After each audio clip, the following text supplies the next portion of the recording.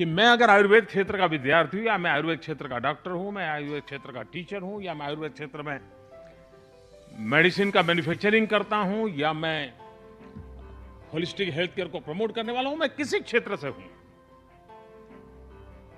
उसमें मेरा कोई कॉम्प्रोमाइज नहीं होना चाहिए। मेरी 100% प्रतिबद्धता होनी चाहिए।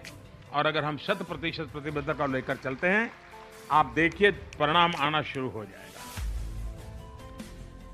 कुछ न कुछ कारण, नेगेटिव कारण ऐसे पैदा हुए हैं कि जिसके कारण परेशान लोग, थके हारे लोग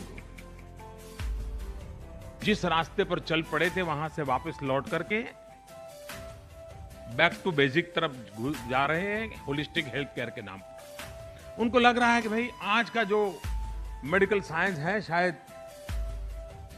तुरंत हमें राहत तो दे देता होगा, लेकिन स्वास्थ्य की गारंटी नहीं देता है।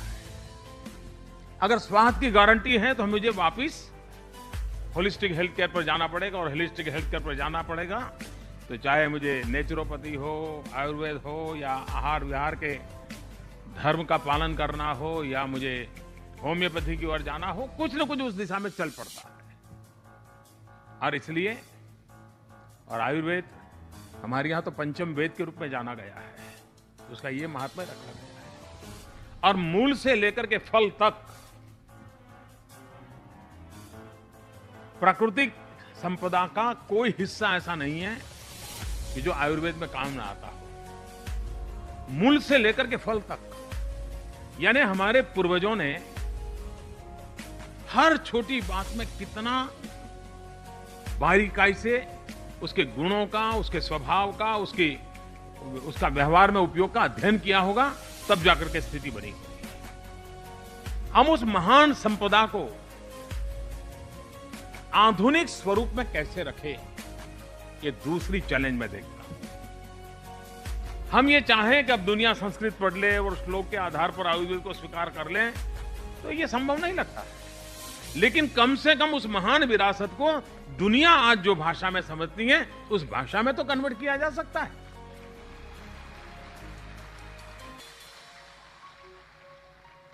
और इसलिए जो इस क्षेत्र में काम करने वाले लोग हैं, उन्होंने रिसर्च करके, समय देकर के उस प्रकार की इंस्टीट्यूशनल फ्रेमवर्क के द्वारा इन विषयों में जो भी शोध हुए हैं उसको हम कैसे रखें। एक तीसरी बात है, जितने भी दुनिया में साइंस मैगजीन्स हैं जहां पर रिसर्च आर्टिकल छपते हैं, क्या हम सब मिलकर के एक मूवमेंट नहीं चला सकते, एक कोशिश नहीं कर सकते, एक दबाव पैदा नहीं कर सकते, एक आयुर्वेद क्षेत्र में काम करने वालों लोगों को शोध निबंध के लिए लगातार प्रेशर किया जाए, व्यवस्था का हिस्सा हो, उसको 2 साल में एक बार, अगर प्रोफेसर है या स्टूडेंट है या फाइनल ईयर में है, किसी न किसी एक विषय पर गहराई से अध्ययन करके आधुनिक टर्मिनोलॉजी में शोध निबंध लिखना ही पड़ेगा। और इंटरनेशनल मैगजीन में वो शोध निबंध छपना ही चाहिए। या तो हमें ये कहना चाहिए कि इंटरनेशनल मेडिसिन के जितने मैगजीन हैं उसमें 10% तो कम से कम जगह डेडिकेट कीजिए आयुर्वेद के लिए।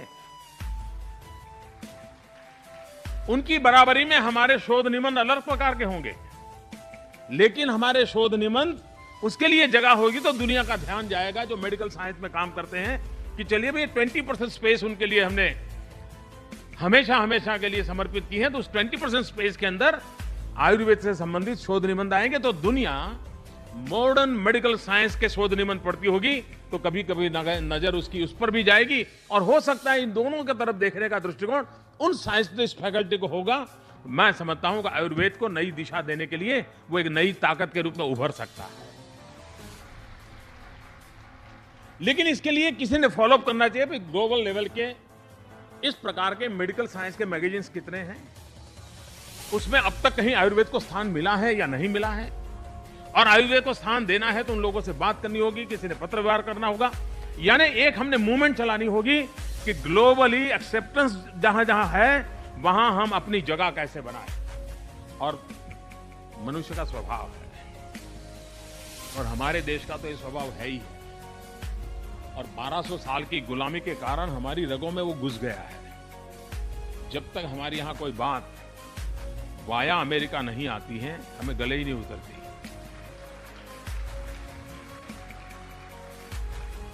और इसलिए अगर इंटरनेशनल मैगजीन में कोई बात छप गई तो आप समझ लेना साहब, सारे हमारे आयुर्वेद के डॉक्टर उसका फोटो फ्रेम बना करके अपने यहां लगा देंगे।